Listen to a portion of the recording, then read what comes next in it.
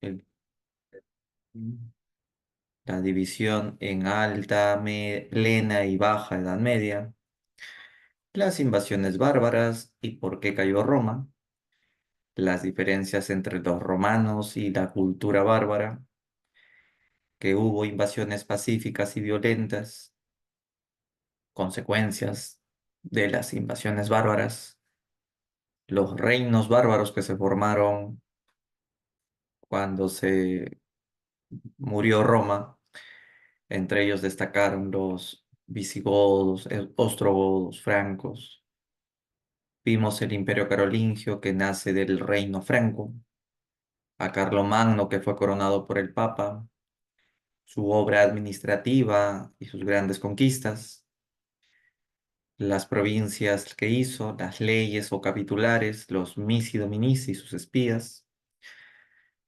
Vimos su papel educador de crear escuelas y la muerte de Carlomagno causó la división del imperio entre sus nietos, nietos que terminaron peleándose y partiendo sus reinos en fragmentos o feudos que fueron entregadas a su nobleza y esta nobleza se convierte en señores feudales.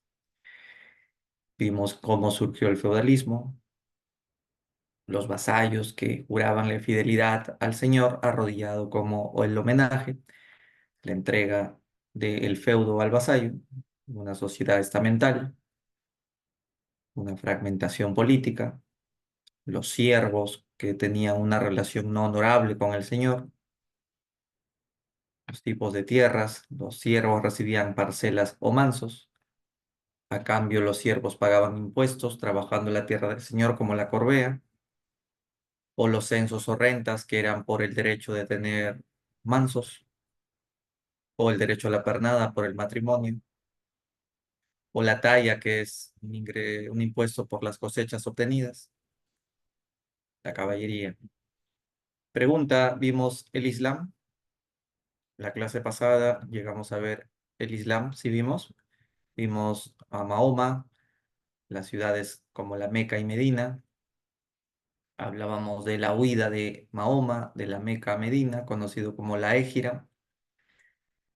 Mahoma tuvo que salir huyendo de la Meca a Medina porque no querían las tribus que se implante el monoteísmo, ya que la tradición era ser politeísta. Los pilares del Islam, con la muerte de Mahoma, se logró el objetivo de imponer el monoteísmo de Alá. Luego se expandirá el Islam a través de varias dinastías de califas, destacando la dinastía de los Omeyas, porque llegaron hasta España, y la cultura árabe, que fue muy interesante. Bien, entonces todo eso ya hemos visto. Les llegué a dar las claves de la clase pasada, Edad Media uno también, ¿verdad? Confirmen. Sí les dicté, ¿verdad? Las claves,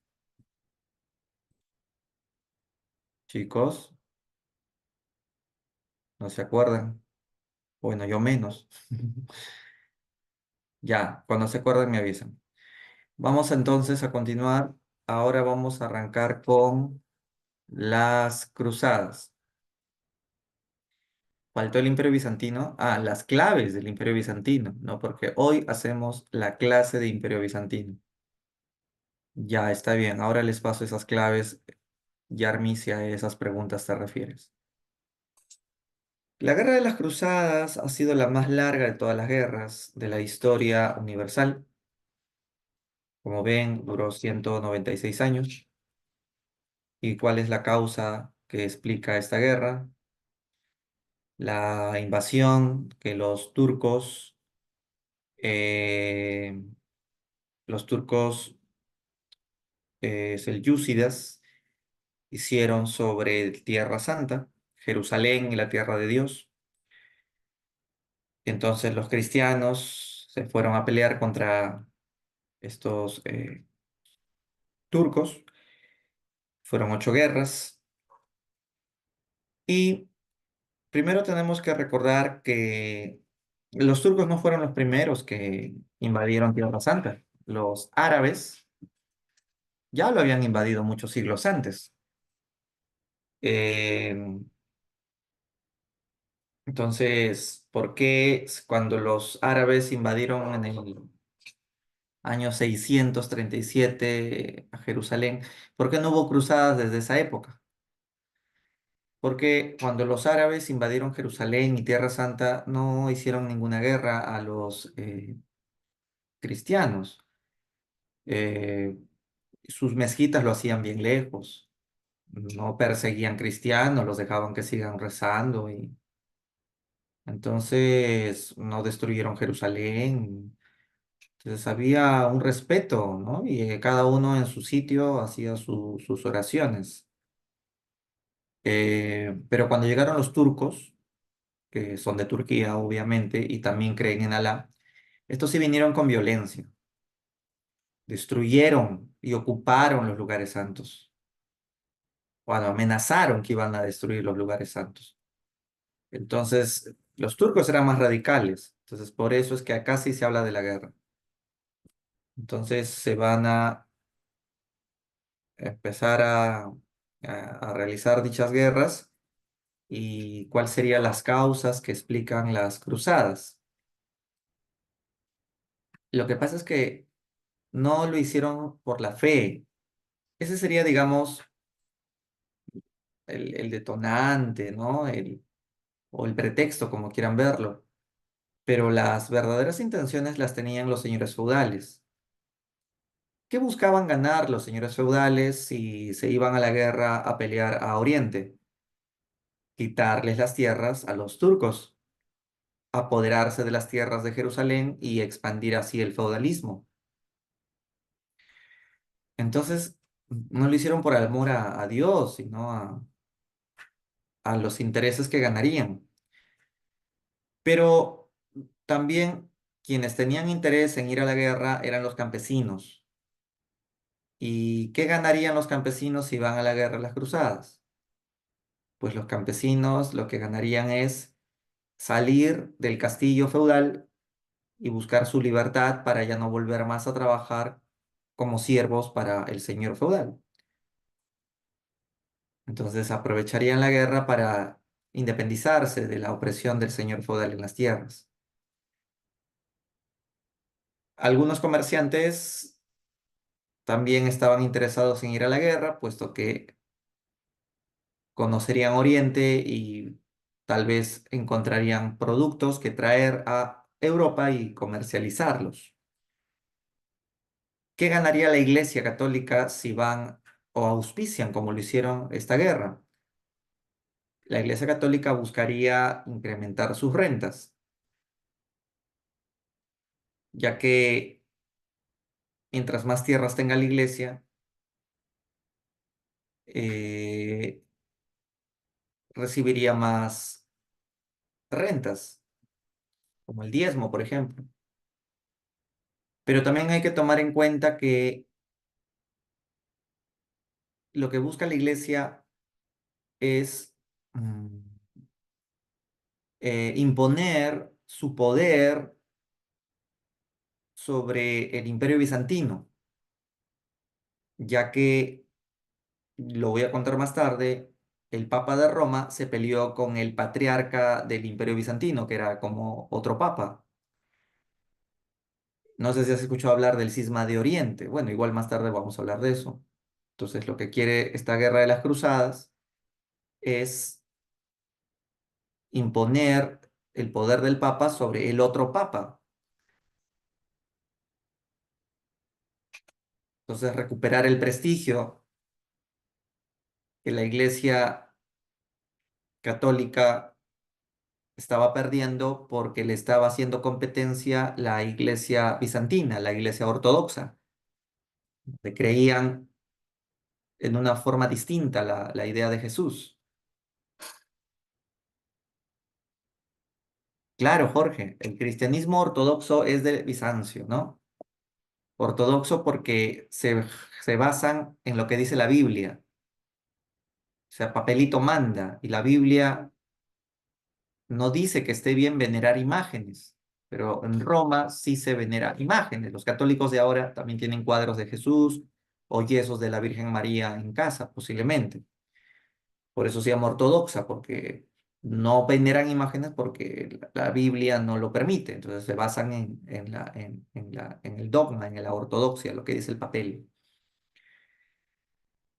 Y la necesidad de ir a esta guerra también obedece a buscar nuevas rutas de comercio en el Mediterráneo. Eh, Sobre todo porque buscaban competir contra el puerto de Constantinopla, que era un puerto que rivalizaba económicamente con Venecia, que era un puerto italiano. Bien, entonces la Guerra de las Cruzadas va a tener estas causas y el Papa Urbano II fue el que las convocó en el Concilio de Clermont. Hay que decir que los turcos, antes de invadir Tierra Santa, habían invadido el Imperio Bizantino y luego Jerusalén, ¿no? Pues, entonces fue el emperador de Bizancio quien le pide ayuda al Papa de Roma, ¿no? Urbano II, y el Papa aceptó ayudar. Entonces, como te decía hace un momento, la Iglesia Católica, al ayudar al Imperio Bizantino, quiere unificar ambas iglesias, la Iglesia Católica apostólica y romana, con lo que mencionaste, ¿no? En el chat, con la Iglesia Ortodoxa Bizantina, ¿no? Quería que Roma fusione todo y ya no sigan en la cisma de Oriente, o peleados, como más luego les contaré de detalles. Eso lo veríamos en el Imperio Bizantino más tarde. Fueron 8 guerras, para el examen no tienes que estudiar ninguna. Aunque la presa San Marcos nos aclara de que la primera y la tercera serían las más interesantes, pero bueno, que yo sepa, no ha venido preguntas sobre cruzadas en muchos años, excepto causas y consecuencias. Eso sí viene siempre. Pero las cruzadas en sí, detalles y eso.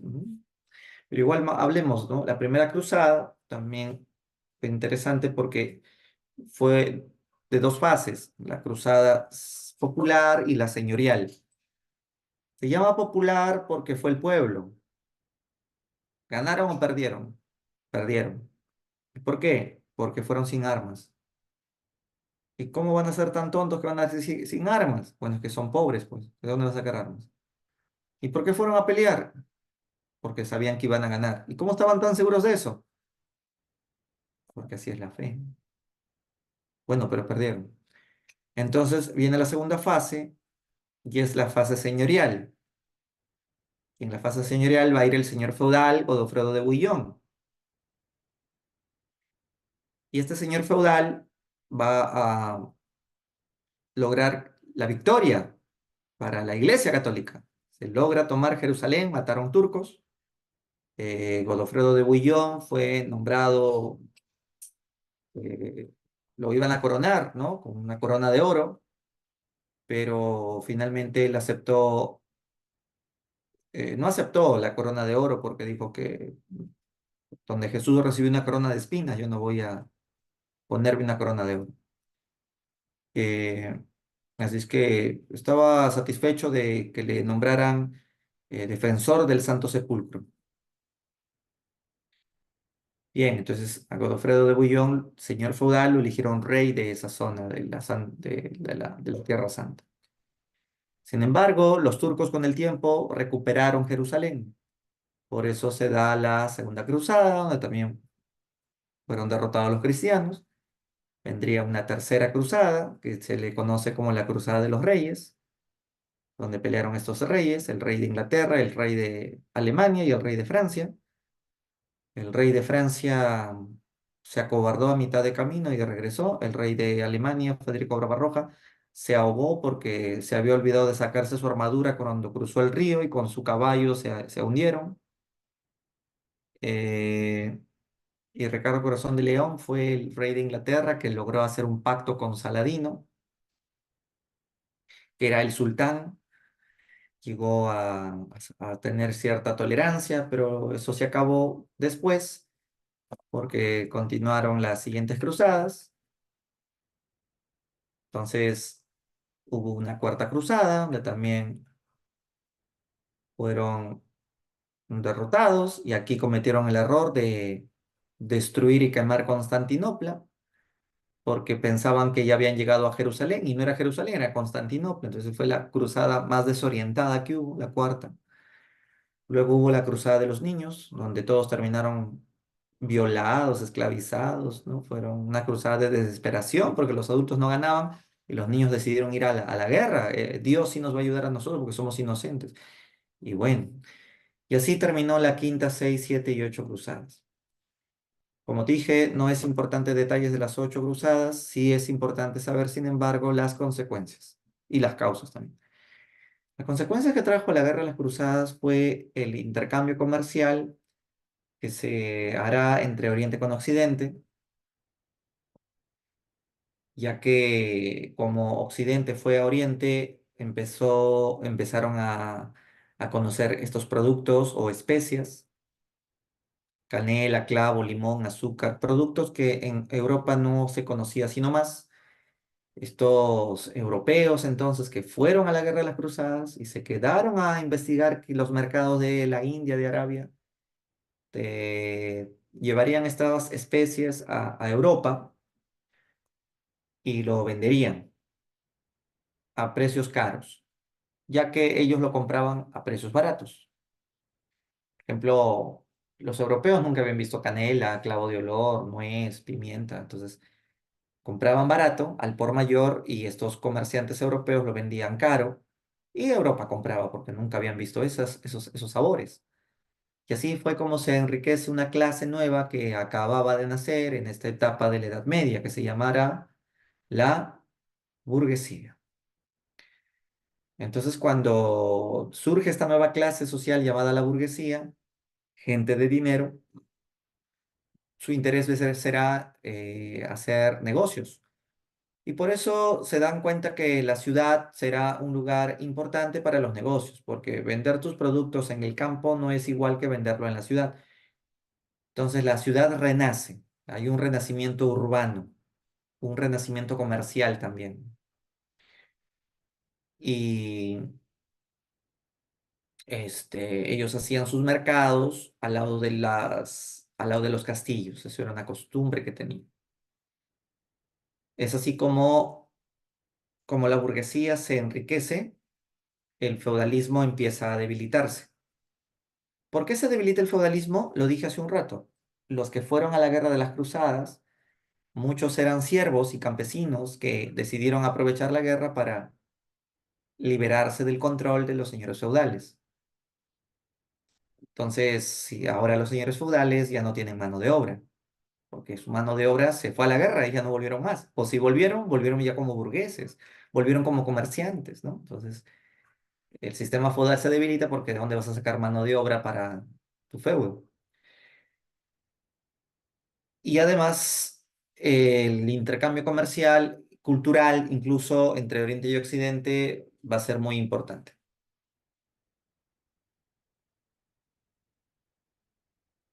Por cierto, nunca se logró unir la Iglesia de Roma con la Iglesia de Bizancio. No se pudo reunificar ambas iglesias. La católica siguió diferenciada con la ortodoxa. Hasta el día de hoy, ¿no? O sea, no es lo mismo los católicos peruanos que católicos rusos. Los rusos son ortodoxos, ¿no? Igual que la República Checa, Polonia, son ortodoxos. Muy bien, y esas son las consecuencias de la Guerra de las Cruzadas. Entonces, continuando la clase de la Edad Media, segunda parte, toca ahora la economía medieval. Sobre este tema, eh, primero aclararte que la Edad Media se divide en tres etapas: Alta Edad Media, Plena Edad Media y Baja Edad Media. Si forzamos un poco la división en tan solo dos partes, alta y baja, diríamos que en la Alta Edad Media, ¿cómo era la economía? ¿Rural o urbana? A ver, ayúdame con eso. En la temprana o alta Edad Media, la economía se caracterizaba por ser principalmente rural o urbana. Era una economía rural, claro, una economía rural donde la tierra era lo más importante. Pero en la Baja Edad Media, o sea, ya después de la Guerra de las Cruzadas, el comercio y la burguesía, como te mencioné hace un momento, hace que la ciudad sea más atractiva. Entonces, en la Baja Edad Media será la vida urbana, pero en la temprana Edad Media había sido primero la parte rural. Económicamente hablando, vamos a destacar tres sectores: el sector primario, secundario y terciario. Cuando hablamos del sector primario, hablamos del sector agrícola, el sector agropecuario. Eh, el sector secundario se convertirá más bien en el llamado sector manufacturero y el sector terciario será el llamado sector comercial. Empecemos con el sector primario. A partir del siglo XI aumentó la producción agrícola. ¿Y eso a qué se debió? Se debió a que el clima era más cálido, a temperaturas benignas, entonces se dan las condiciones propicias para que las cosechas aumenten y la población también, la población aumenta. Pero esto no solamente se lo agradecemos al clima caluroso, sino además a algunas innovaciones tecnológicas, destacando, por ejemplo, el arado de ruedas. Este arado con ruedas permite que sea más rápido y ágil hacer el surco para meter las semillas. Eso incluye además la rueda con rejas de hierro o arado, ¿no? Es un arado de ruedas con reja de hierro para que penetre más el suelo. O sea, la idea no es solamente hacer el surco, sino también que remueva la tierra para que las semillas se dispersen mejor. Y como ves ahí, otra innovación fue el caballo, porque antes jalaban estas arados de ruedas, lo jalaban con bueyes. Entonces, los bueyes eran más lentos, los caballos son más ágiles, entonces era mejor el caballo. Otra innovación fue el sistema de rotación trienal. Como ves ahí, el campo termina dividido en tres partes. Ahí vemos que en una se cultiva trigo, en otra se cultiva avena, y en el color verde, ¿qué se cultiva? Se cultiva nada. Se llama barbecho porque esa parte descansa. Descansa para que la tierra recupere sus nutrientes, para que esté mejor para la siguiente temporada. Entonces, este sistema de rotación trienal va a ayudar a que se pueda ir movilizando el territorio. Por ejemplo, ahí ves en el segundo año, el- la zona donde se cultivaba avena, ahora descansa. Y en el tercer año, donde se cultivaba trigo y en el segundo año se cultivó avena, en el tercer año le toca su descanso. Entonces, lo que se busca en el sistema de rotación trienal es alternar cultivos, cultivos diferentes. Eh, entonces, a ese descanso se le llama barbecho. Eh, pero ojo con eso, porque cuando tú dejas descansar la tierra, no es solo que de la nada la tierra al descansar como un ser humano recupera sus energías. No. ¿Cómo hacemos que el barbecho recobre sus nutrientes? Lo que pasa es que en el barbecho vas a dejar que el ganado paste esas tierras descansadas. Esas tierras o barbecho se vuelven pastizales y entonces ahí come el ganado y el ganado después que come deja su estiércol. Y ese estiércol es lo que va a ir nutriendo el barbecho, ¿no? El estiércol mejora los cultivos, pues, ¿no? Eh, entonces, esa es otra técnica.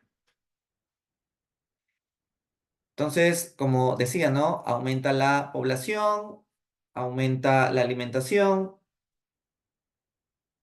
y además se va a talar bosques. Ahora, para hoy día, para la actualidad, talar bosques es un atentado a la ecología.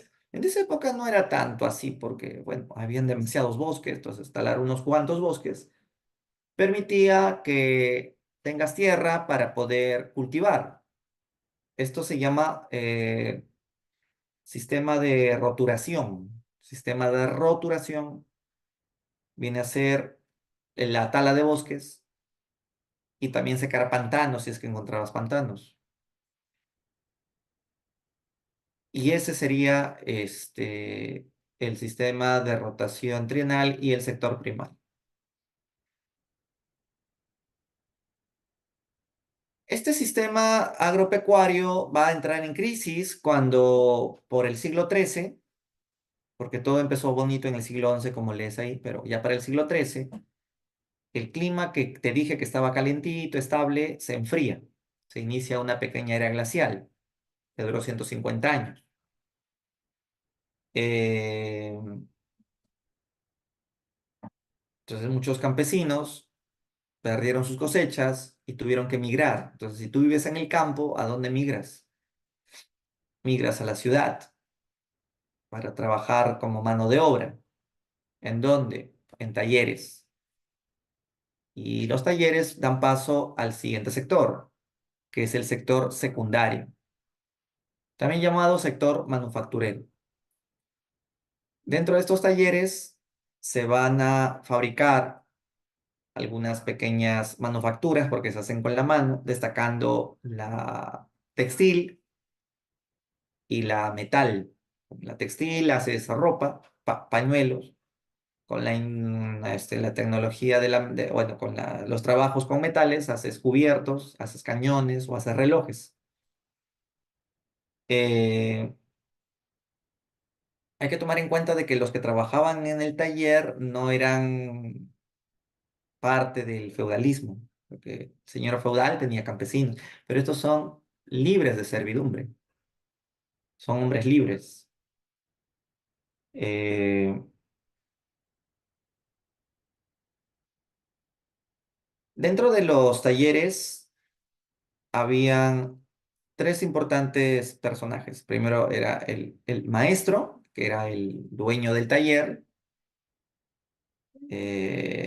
Luego teníamos al oficial, que era el que había ingresado a aprender el oficio. Y los oficiales, pues, aspiraban a ser maestros. Pero los que recién habían entrado al taller como novatos, les llamaban los aprendices. Tenemos aprendices, oficiales y maestros. El aprendiz aspira a ser oficial, el oficial ya aspira a ser maestro. Entonces, el oficial, ¿cómo un oficial puede llegar a ser maestro? Pues el oficial le paga al maestro para aprender cómo hay que llegar a ser maestro. Entonces, el oficial, para llegar a acceder a la maestría, le tiene que pagar una cantidad al maestro. Y obviamente que el maestro le enseña al oficial, ¿no? Dicho oficio. Entonces, cuando el oficial ya se graduaba, ya podía trabajar, tener su propio taller y ser su propio dueño y maestro, ¿no? De oficial se convertía en maestro y tenía su propio taller aparte. Eh, Mientras que el aprendiz eh, se iba recién preparando para ser oficial desde los 10 años y estos aprendices vivían en el taller y en la casa del maestro. Este, no recibían salario, por supuesto. Eh, y bueno, sus productos eran vendidos a precios que tenía que regularse porque aquí no vale hacer competencia desleal. Por ejemplo, ¿cuánto tú venderás un tenedor? Tú dices, a un sol, pero el otro taller lo vende a 50 céntimos y el otro taller lo vende a 20 céntimos. Entonces, ¿a quién le van a comprar más? Al que lo vende a 20 céntimos. Entonces, no está bien, pues. Mira, colega, no puedes estar vendiendo a 20 céntimos, pues está maleándonos la plaza. Nosotros vendemos a un sol, le venden 50, no es así. Vamos a estandarizar los precios. Entonces, para lograr solucionar problemas como estos, los talleres se agruparon en una especie de sindicato que se le llamará gremios. Gremios o corporaciones que buscarán ayudarse mutuamente para que su actividad económica todos ganen, sin competencias desleales. Entonces, uniformizan el precio y acuerdan, ¿no?, algunas decisiones sobre los que se dedican al mismo rubro, ¿no? O sea, la misma actividad. Bien, entonces vemos aquí que existen este sector llamado sector secundario, pero ahora viene la pregunta, ¿qué haces con los productos que salen de los talleres? Los vas a tener que destinar al comercio exterior y este comercio exterior nos lleva al sector terciario. Entonces, el sector terciario sería eh, la última fase del desarrollo económico medieval. Em, Como ya les había dicho, después de la Guerra de las Cruzadas, hay un desarrollo comercial entre Oriente con Occidente. Esto lo aprovechan los artesanos, manufactureros, para que esto siga en auge. Fue así entonces como eh, surgen mercados, pero también surgen ferias. ¿Saben la diferencia entre mercado y feria? ¿Cuál dura menos? ¿Cuál dura una pequeña temporada nomás? ¿El mercado o la feria?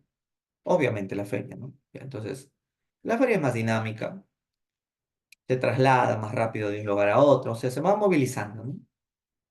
Se van movilizando y van vendiendo sus productos en lugares, en diferentes lugares. Y eh, había ferias en Francia, que se llamaban las ferias de champaña, ¿no? Y no solo se vendía champaña ahí, sino que así se llamaba la feria. A la feria de champaña llegaban comerciantes italianos, ¿no? Genoveses, venecianos. Y alemanes también. Los alemanes también les gustaba el comercio.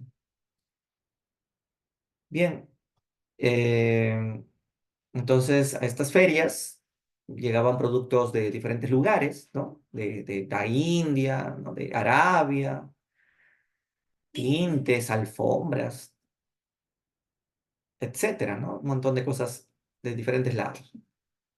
Bien, entonces los mercaderes que se dedicaban a vender estos productos, tanto en ferias como en mercados, dije, eh, pertenecían a dos zonas principalmente. Uno eran comerciantes italianos y los otros eran comerciantes alemanes. Los comerciantes italianos, que tenían como principales puertos Venecia, Florencia, Génova, su ruta comercial era principalmente el Mediterráneo. Mientras que los comerciantes alemanes, como ven en el mapa, estaban, ¿no?, ubicados sus ciudades alemanas acá por Bremen, Hamburgo, Lübeck, entre otras. Desarrollaron más bien el comercio por la zona del Báltico, que es el mar del norte, ¿no? Esta zona se llama Mar Báltico. Bueno, entonces, como dije, y acá también lo estarán leyendo, hubo dos polos de comercio, ¿no? El Mediterráneo y la parte norte europea, donde estaba el comercio alemán. Es así entonces como se va a empezar a formar lo que se conocerá como ligas. Las ligas son ciudades comerciales que van a unirse, van a aliarse para defender sus intereses económicos. Así como lo que hace un momento mencioné con los gremios, solo que los gremios es una asociación de talleres, ¿no? Algo más chiquito, ¿no? Varios talleres que se dedican al mismo rubro, ¿no? Talleres de cuchillos, ¿no? Es un sindicato, un gremio, ¿no? Y acuerdan el precio y todo eso. Pero cuando hablamos de ligas, es como el gremio, pero en gigante, ¿ya? Pues porque ya no es una asociación de artesanos, es una asociación de ciudades comerciales. Entonces, cuando la ciudad de Bremen, la ciudad de Hamburgo, la ciudad de Lübeck, estas ciudades alemanas, se unan, se forma la Liga Hanseática, ¿no? Que es la liga alemana, la Liga Hanseática. Mientras que en las ciudades italianas, bueno, los puertos italianos, Venecia, Florencia, Génova, ahí se le conoce como la Liga Mediterránea. eh, o también llámale la Liga Lombarda, ¿no? La Liga Lombarda o la Liga Mediterránea. Lombarda porque una tribu italiana llamada los lombardos. Eh, entonces, ¿por qué es importante estas ligas? Porque estas ciudades asociadas se defienden sobre temas económicos, como por ejemplo acordando cómo va a ser la ruta de la seda hacia China, ¿no? Entonces que la China tenía una ruta de la seda que llegaba hasta Europa y bueno, Europa también se la devolvía por esa ruta, negocios hacia China. O cuál va a ser la ruta hacia la India, entonces las ciudades, ¿no? Conversaban sobre cuál es la ruta establecida para llegar a la India y traer más especies, etcétera. Eh, Entonces eran ligas o alianzas de ciudades que tenían un poder político, ¿no? Porque tomaban decisiones comerciales, un poder político. Tenían hasta poder militar, porque imagínate que ataquen los piratas y le quieran robar la merca. Estas ciudades contribuían con sus armas para defenderse mutuamente.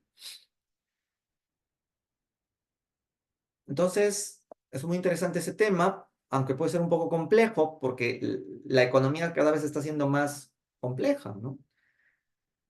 Por eso es que, para complejizarlo más, te podría agregar que el problema de un mercader, o sea, de una persona que hace negocios, es que a veces necesita pedir préstamos, porque a veces no tiene dinero o no le alcanza su dinero para comprar al por mayor cantidades grandes de mercancías. Por eso es que surgirán ante eso asociaciones de mercaderes que prestarán dinero, ¿no? O sea, como prestamistas, ¿no? Entonces, mercader, te presto dinero, necesitas para que hagas tu viaje, ¿no? Y este dinero que te presto no es en efectivo. No, no, no. Yo te estoy prestando a través de una letra de cambio, que es como decir, pues, una tarjeta de crédito, ¿no? Que te está dando un préstamo a través de una tarjeta de crédito. Te está dando un crédito, pues un préstamo. Eh, y con esa tarjeta o letra de cambio, tú podías ir a Oriente y el hindú o el árabe te daba tu vuelto, o sea, te daba el cambio en monedas. Entonces eran letras de cambio que se acordó que serían aceptados en diferentes lugares, así como las tarjetas Visa, ¿no? Que se aceptan en cajeros de cualquier banco. ¿Te imaginas? Estas cosas ya habían en la Edad Media. Por eso que estos prestamistas se convierten en las bases de lo que serán más tarde los modernos bancos.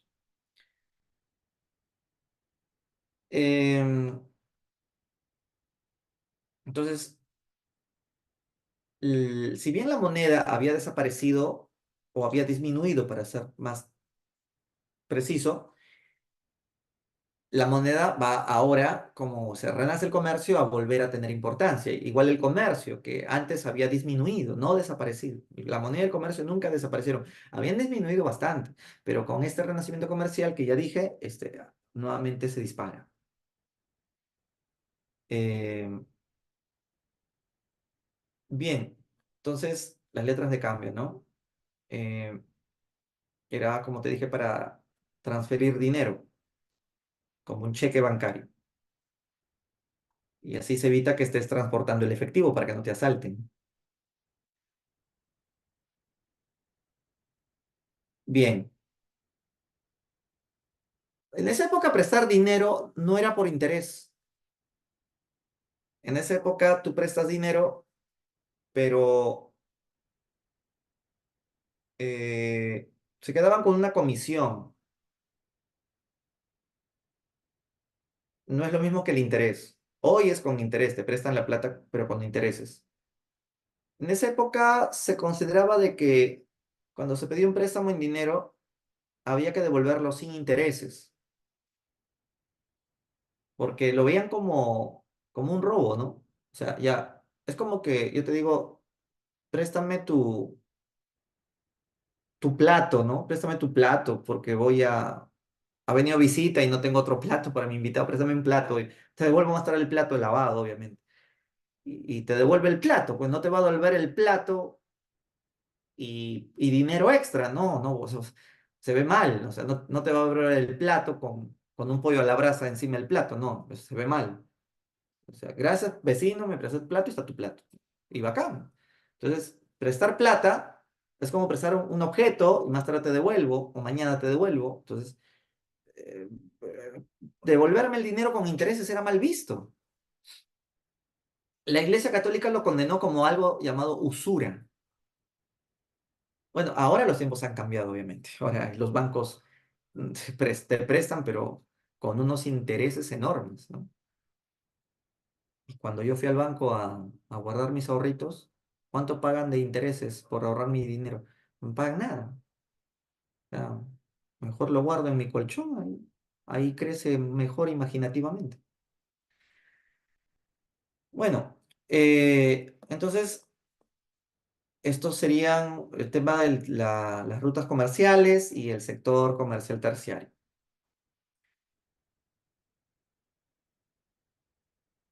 Bien,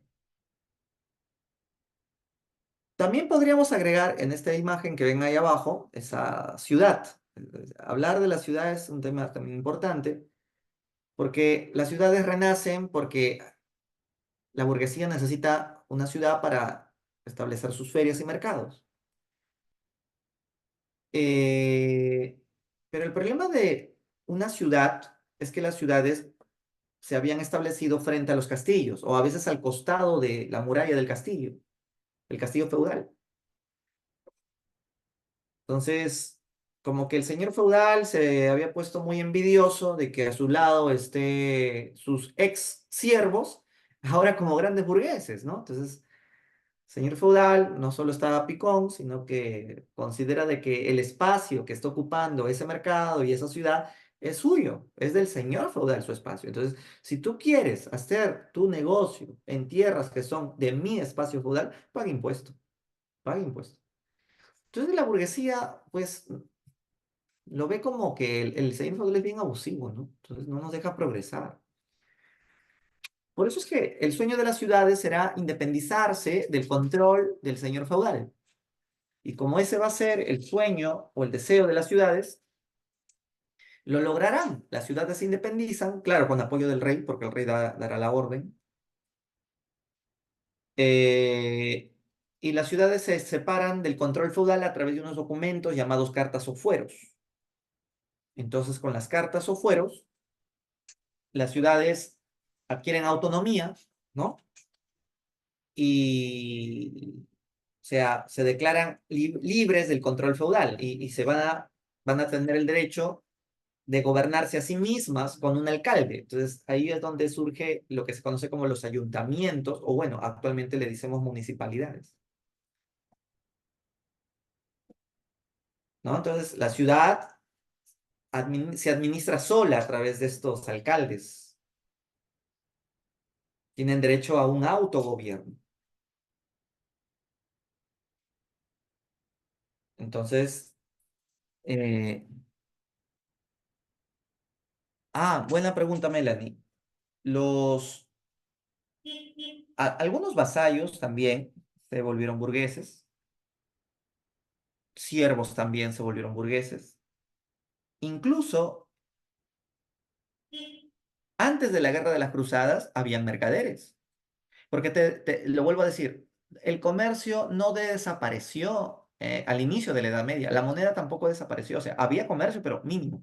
Esos poquísimos mercaderes que habían antes de la Guerra de las Cruzadas, cuando se enteran de que la Guerra de las Cruzadas había empezado, aprovecharon ir y ver qué oportunidad tendrían al llegar a Oriente y ver qué nuevos productos podrían comercializar. Entonces fueron varios sectores los que aprovecharon el tema de la Guerra de la Cruz. Eh, entonces esto de las ciudades que se van a independizar, ¿no? Tanta libertad alcanzaron algunas de estas ciudades que incluso, esto es muy curioso, algunas ciudades van a tener un gobierno que se va a llamar republicano. O sea, hubieron ciudades que se volvieron repúblicas, como fue el caso de Italia. Entonces, en ese entonces Italia no existe como país, ojo con eso, Italia no existe como país. Lo que existen son repúblicas italianas. Tenemos la República de Venecia, la República de Génova, la República de Florencia. Y tú dirás, ¿y quién gobernaba esas repúblicas del tamaño de una ciudad? La burguesía. Entonces, familias burguesas gobernaban estas repúblicas. Por ejemplo, ahí tenemos los de donde saldrán, no sé si has escuchado hablar de los mecenas. En el tema del Renacimiento vamos a hablar de los mecenas. Entonces, familias burguesas que a la vez gobernaban ciudades italianas eran los que apoyaron económicamente a los artistas del Renacimiento, ¿no? Leonardo da Vinci, ¿no? Miguel Ángel, ¿no? Entonces, esto fue a consecuencia de que las ciudades llegaron a tener demasiada independencia gracias al rey que los ayudó independizándolas con los llamadas cartas o fueros. Bien, en conclusión, el auge comercial creció mucho después de la Guerra de las Cruzadas y antes de la Guerra de las Cruzadas, o cuando empezó recién la Guerra de las Cruzadas, también había un auge de población y agrícola por el tema del sistema de rotación trienal, que los caballos y el arado de ruedas y lo que ya te dije. Y ese auge terminó bruscamente en el siglo XIV, cuando se da la peste negra. De la peste vamos a hablar más tarde, ¿no? La crisis ya. Bien, entonces todo lo que te he dicho hasta aquí, este cuadro lo resume todo, ¿no? El renacimiento urbano y comercial en Occidente, a consecuencia de las cruzadas, que reactivó el comercio, pero antes de ese renacimiento comercial ya se estaba viviendo el sector primario, la revolución agrícola, crece la población, ¿no? Gracias al sistema de rotación trienal. Este proceso de reactivación del comercio y reaparición de las ciudades se da entre estos siglos, ¿no? Que coincide justamente con la Guerra de las Cruzadas. Características es que la burguesía nace con las ciudades, el caballo se adquiere como un material interesante de la de labranza. Acá están los gremios o conjuntos eh, de talleres, ¿no? Estos no son fábricas como la Revolución Industrial, estos son talleres, ¿no? Aparece la universidad también, ¿no? La Universidad de Bologna es la más antigua universidad de la Edad Media y del mundo, de Italia, 1088, es la más antigua del mundo, el año 1088. San Marcos es la más antigua de América, 473 años de vida. Cumplió el domingo. En la Edad Media se desarrolla la filosofía escolástica. La escolástica es la filosofía que mezcla la razón con la fe. El desarrollo de las ligas comerciales que mencioné, la liga hanseática que es alemana y la liga italiana o lombarda que es, ¿no? Del Mediterráneo italiano. Surge la banca, también te lo dije. Aparece el arte gótico te lo cuento en un rato. Bueno, esto ya está de más. La burguesía ya te expliqué cómo surge. Y los gremios también ya te lo expliqué, ¿no? Está el maestro, el oficial, el aprendiz. Fijan los precios de los productos, ¿no? Precio justo, condiciones laborales, horario de trabajo y la lealtad entre sus miembros, ¿no? Para que no haya competencia desleal y todo sea un trabajo con respeto. Muy bien, vamos ahora al siguiente tema y nos vamos a hablar del Imperio Bizantino. Recordarán ustedes que el Imperio Bizantino vino a ser lo que quedó del antiguo Imperio Romano de Oriente. ¿Te acuerdas que en la clase de Roma vimos en la parte final que Teodosio dividió el imperio en dos? El de Occidente, el verde, se lo tumban los bárbaros germanos, mientras que el de Oriente, el amarillo, se convierte en el Imperio Bizantino y duró toda la Edad Media. 1000 años duró. El primer rey de Occidente fue el hijo de Teodosio, Honorio, y el primer rey del Imperio de Oriente es Arcadio, ¿no? Bien, ¿cuál es la importancia del Imperio Bizantino? La importancia del Imperio Bizantino radica en que este, este pedazo de Roma que sobrevivió en Oriente va a buscar tomar los elementos culturales de la antigua Roma de Occidente, que por cierto ya no existía, ¿no? Porque, a ver, mientras que el Imperio Bizantino existía por acá, ¿qué cosa había en el Imperio de Occidente? Los reinos bárbaros, ¿te acuerdas? Los visigodos, los ostrogodos, ¿no? Los francos, ¿no? Estamos retrocediendo porque el Imperio Bizantino tenía que habértelo hablado la clase pasada, porque es parte de la temprana Edad Media o alta Edad Media, pero bueno, por el tiempo recién ahora lo estamos haciendo. Entonces estábamos los bárbaros visigodos, francos, ostrogodos, vándalos por África, ¿no? Entonces, el Imperio Bizantino, repito, buscará tomar los elementos culturales de la antigua Roma. Y tú dirás, pero ¿cuál Roma, profe? Si el Imperio Romano de Occidente acaba de decir que ya murió y están los bárbaros ahí. Ojo, que si bien el Imperio Romano de Occidente ya no existía, su cultura había sobrevivido y los bárbaros lo habían adoptado. Los bárbaros se habían romanizado y los antiguos romanos se habían germanizado. Por ejemplo, el Imperio Bizantino, ¿qué cosa es lo que va a coger del antiguo Imperio Romano de Occidente que también lo heredaron los bárbaros y lo van a adoptar al Imperio Bizantino? Dime un aporte que adoptaron. En el plano religioso, por supuesto. ¿Cuál? Bizancio va a adoptar el cristianismo, sin duda, ya que hasta los bárbaros se volvieron cristianos, ya que Roma lo era también. Muy bien. Otro elemento. El Imperio Bizantino va a tomar las leyes escritas de la antigua Roma, de la Roma de Occidente, y que los bárbaros también habían aprendido a tener leyes escritas, ¿no? Recuerda a Carlomagno con sus capitulares. Claro, el derecho, tú lo has dicho, el derecho romano. ¿Qué más el Imperio Bizantino va a querer tomar de la antigua Roma de Occidente, que ahora eran bárbaros? Van a tomar, por ejemplo, bueno, la religión, ya dijimos, el derecho, el cristianismo, el idioma, pues, ¿no? El latín, ¿no? El latín lo van a también a tomar, pero obviamente que el Imperio Bizantino también va a querer hablar griego, porque mira, Grecia está acá. Entonces, ¿y por qué a Bizancio le gusta hablar griego y latín? Claro, porque Grecia y Roma fueron las culturas clásicas más importantes, culturalmente hablando, ¿no? Entonces, no hay como el mundo griego, el mundo filosófico, histórico, ¿no?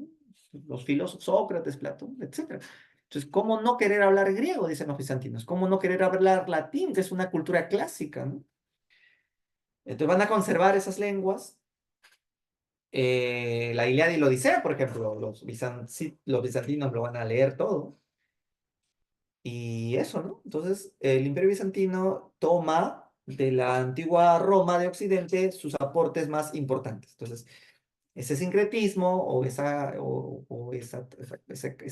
copia que van a tomar del otro lado va a ser el sabor que tiene el Imperio Bizantino, la esencia de su historia.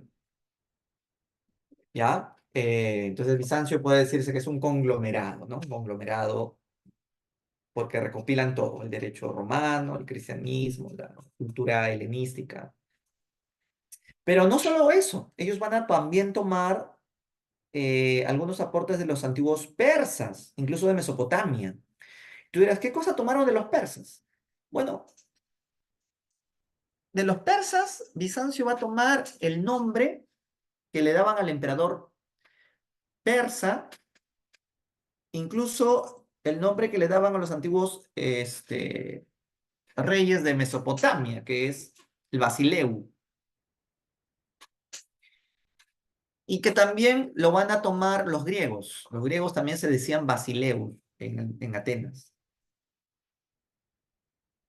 Entonces, hasta el emperador de Bizancio va a adquirir el nombre Césaropapismo. Tú sabes que la palabra César viene de los antiguos romanos, ¿no? Julio César, ¿no? Los emperadores eran llamados el ave César.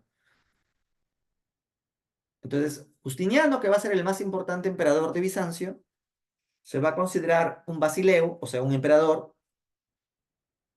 y al mismo tiempo va a tener el control sobre la iglesia. Entonces, Césaropapismo, es decir, controla tanto al imperio como a la iglesia. O sea, el emperador tiene el control de la iglesia. Y entonces, de los 108 emperadores que tuvo el imperio bizantino, destacó el Justiniano.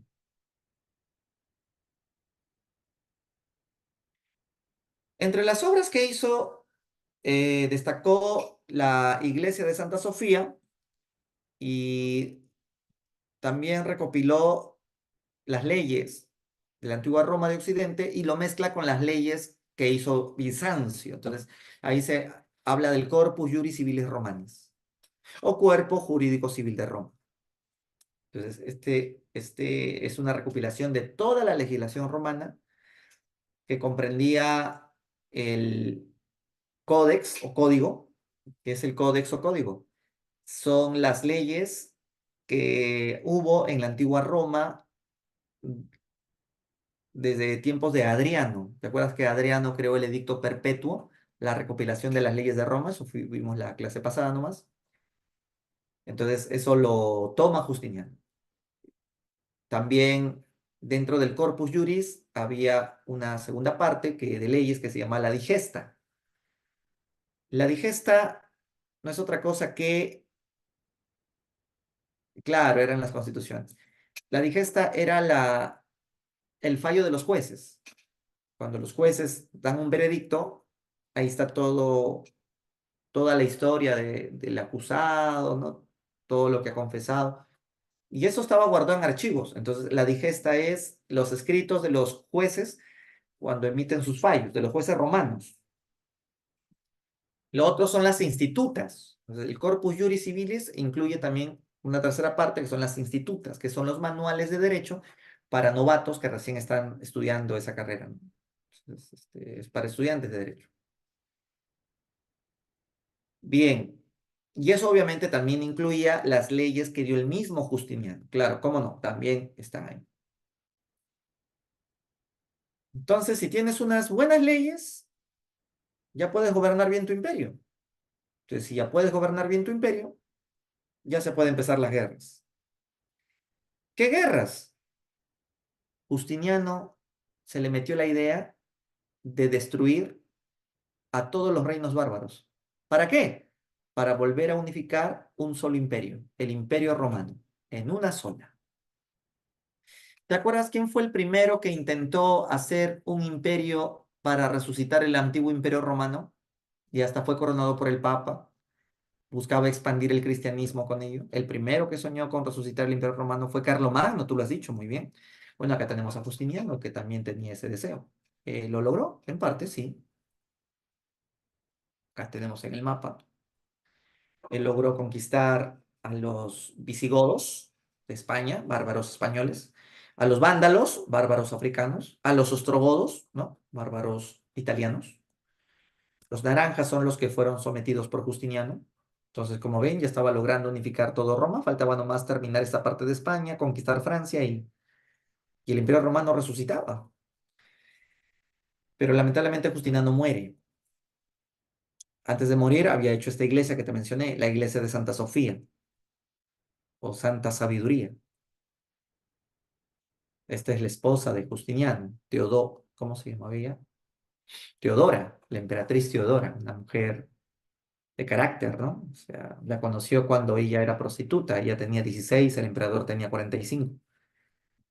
y bueno, se convirtió en la más importante emperatriz de todos los tiempos. Bueno, luego de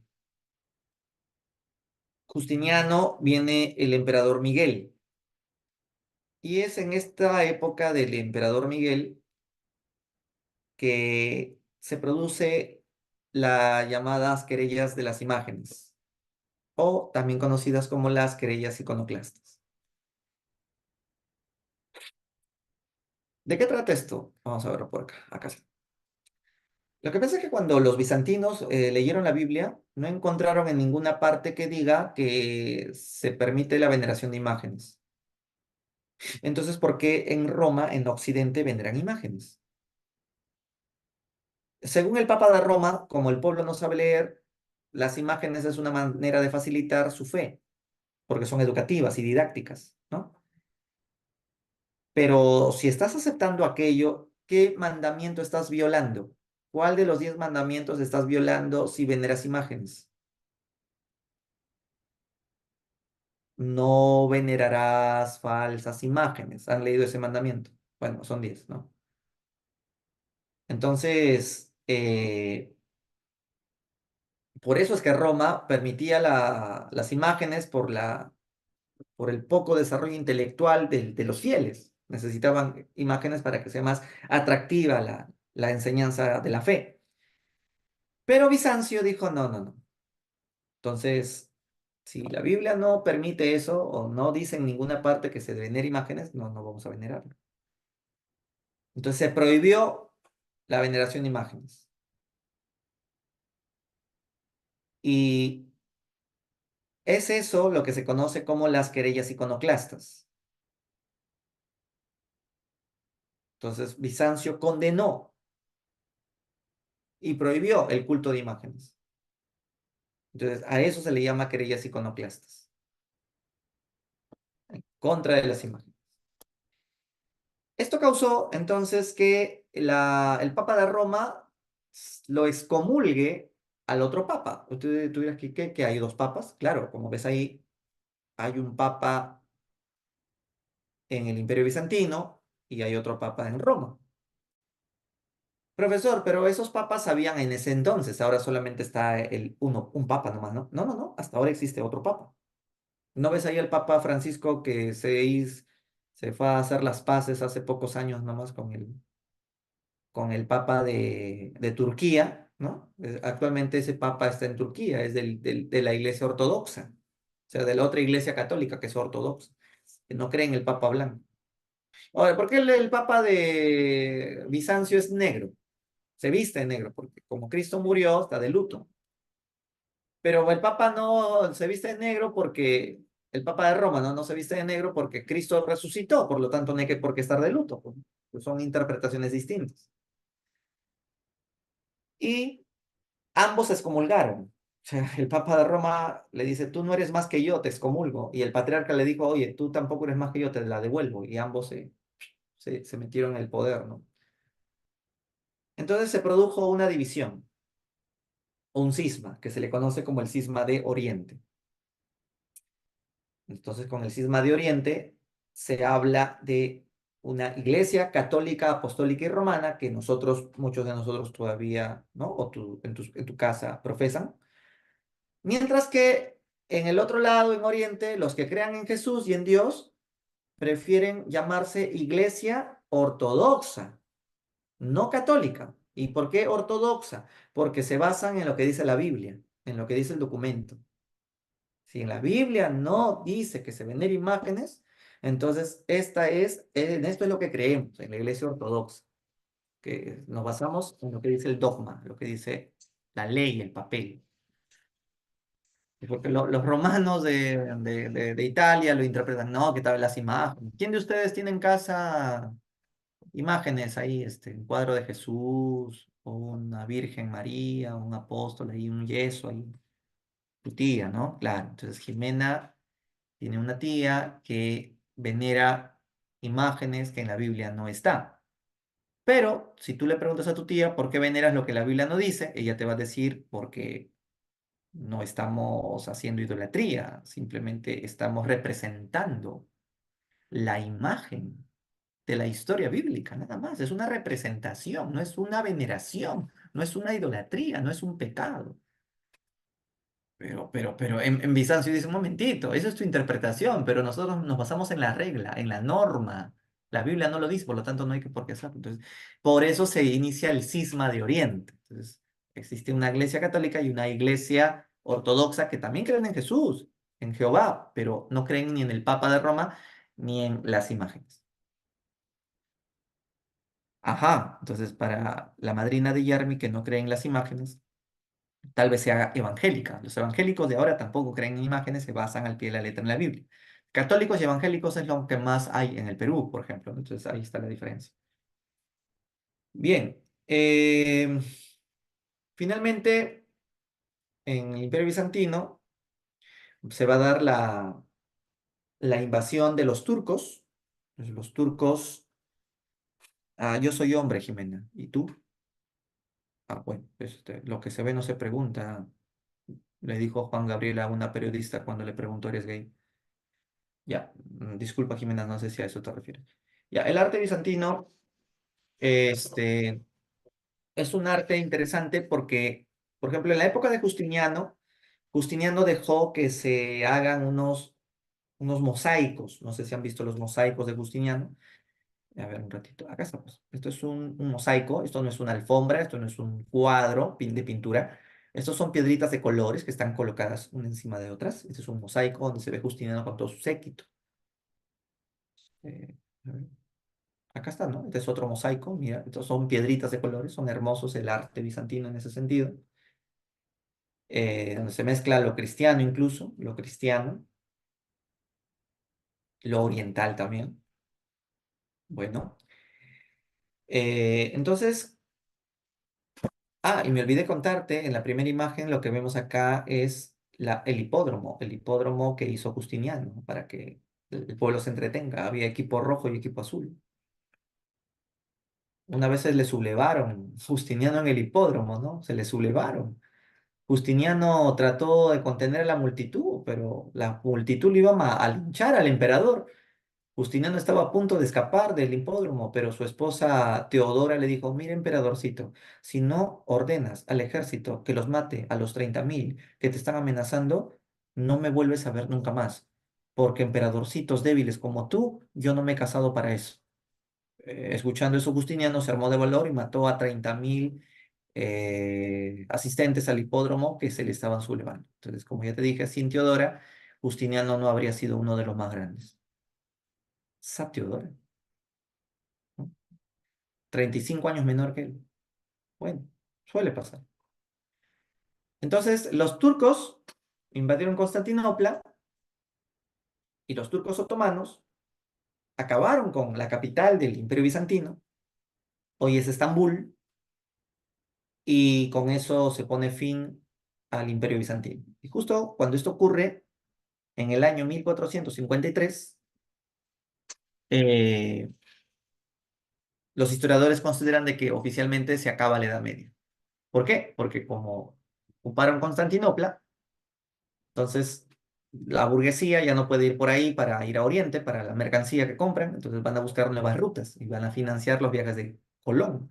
Entonces Colón descubre América, encuentran oro y entonces la gente de Europa dice, hay oro, hay oro. Entonces se olvidaron de las tierras, del feudalismo, ahora la gente quiere plata.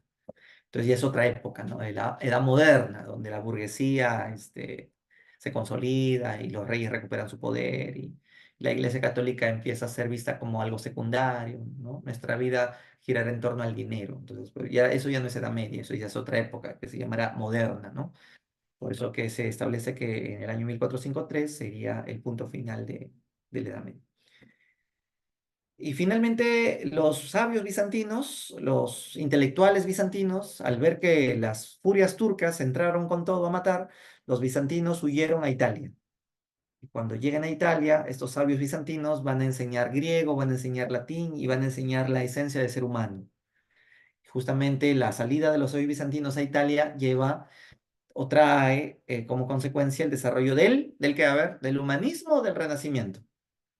Las enseñanzas de los sabios bizantinos que llegarán a Italia serán una de las causas para entender que va a ir surgiendo el llamado periodo del humanismo y más tarde del Renacimiento. Tema que hoy no tocaremos, lo que tocaremos en la clase de Edad Moderna.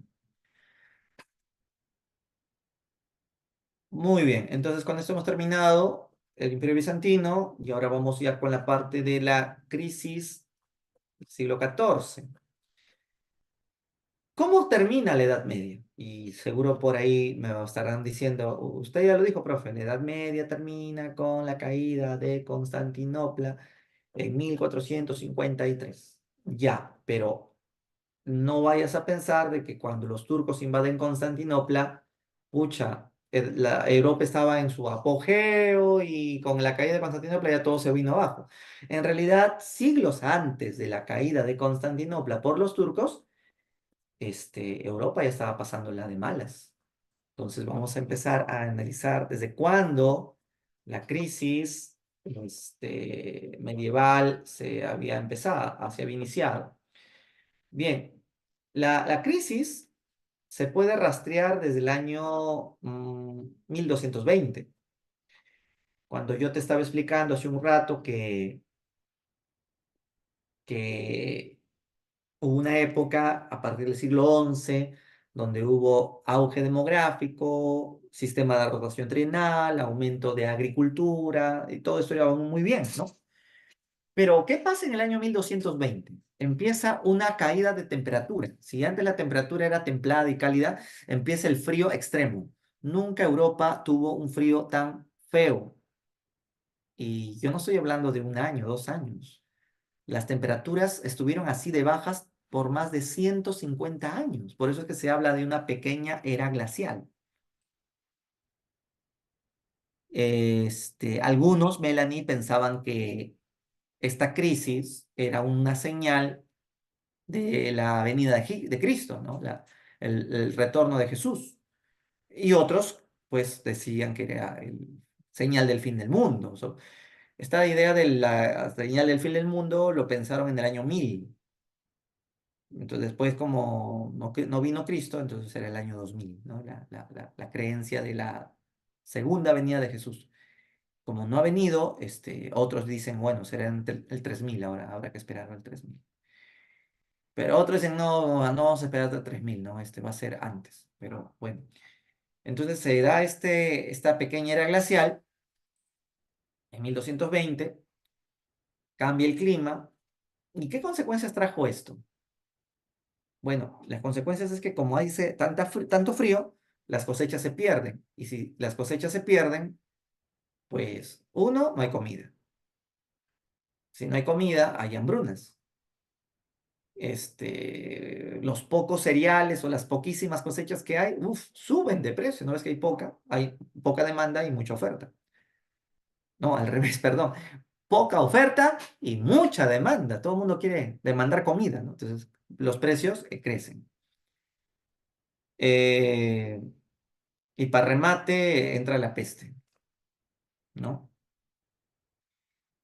Entonces, la peste negra llega de Asia a través de los barcos. El comercio Occidente-Oriente fue el responsable de que llegara la pandemia, porque como siempre venían barcos de Oriente hacia Occidente para traer el comercio, entonces las ratas venían ya contaminadas y las pulgas de las ratas te picaban y te contagiabas, ¿no? Entonces, las ratas desembarcaban en los muelles, pues es que las ratas por las sogas caminan, caminan, caminan, y ya están en el muelle y ya se metían por toda Europa. Y el 80% de la población europea murió. Entonces llegó de China o de Mongolia, llegó a Italia y es desde Italia que se difunde por toda Europa. Eh, la gente no sabía que era por la rata, no sabían eso. Entonces, a los primeros que le echaron la culpa del contagio eran los judíos. Entonces, encerraban a los judíos en sus barrios y los quemaban, con todos judíos adentro. Entonces tú te espantas por Adolfo Hitler y el holocausto judío en la Segunda Guerra Mundial. Bueno, espántate por lo que hicieron los europeos contra los judíos durante la pandemia, ¿no? Y es algo muy clásico del ser humano, ¿no? ¿Te acuerdas que en la pandemia del COVID estuvimos a punto de una nueva pandemia de la, ¿cómo se llama esta? Del mono. ¿Cómo se le llamaba? La enfermedad del mono. O algo así, ¿te acuerdas? Este, ahí está, la viruela del mono, se puso de moda. Entonces mi vecino dijo hay que matar a todos los monos. Claro, imagínate que el COVID le habría dado a nuestros perros y los perros nos transmitirían el COVID. Entonces, matanse perros, ¿no? No lo habríamos pensado ni una vez. Ya, el mismo pensamiento fue contra los judíos. Los judíos nos contagian, maten a todos los judíos. Esto ocurrió en plena Edad Media. Eh, Ahora, ¿cuál era la actitud de las personas ante la pandemia? Bueno, como no teníamos una explicación científica, menos médica, de cómo se transmitía la enfermedad, esto lo vinculábamos con un castigo de Dios. Entonces, salían a suplicar a la calle, se crucificaban, suplicaban al cielo, y hacían muchos rituales. Y entonces mucha gente rezaba y rezaba hasta que ya no tenga fuerzas y igual se morían sus parientes. Entonces la gente empezó a desilusionarse de la fe. ¿Qué pasa? Dios, ¿dónde está tu poder? Estoy rezando todos los días, ¿por qué no paras tu ira? ¿Qué hemos hecho para merecer tanto castigo? Otros decían, no, no es culpa de Dios, es los demonios que están aquí, no los demonios. Entonces, pero otros preferían matar judíos, ¿no? O leprosos, o pobres, o extranjeros, en fin. Eh, y así fue como la pandemia causó una terrible obsesión por la muerte. Entonces, eh, la peste causó un efecto psicológico muy traumático por el tema de cómo vas a morir. Y sobre todo el tema era la forma como agonizas, porque morir de peste negra era horrible. O sea, el tema era que cuando te contaminabas, te empezaba a salir bolas en las axilas, en el cuello, y estas no solo dolían, sino que terminaban reventando y botaban materia, sangre, y entonces ahí ya venían las convulsiones, ¿ya? Y cuando esto llegaba al pulmón, esto ya se volvía peste bubónica, ¿no? O sea, la peste negra, cuando llega al pulmón, ya se va a su fase peste bubónica. Y tosían sangre, ¿no? Sudaban mucho. Y había una defecación incontrolable y con orines color negro. Entonces la medicina no avanzó en esa época. Los pocos médicos ni siquiera se daban cuenta cuál era la causa de la enfermedad. Los médicos se ponían unas mascarillas en forma de pelícano. ¿Han visto?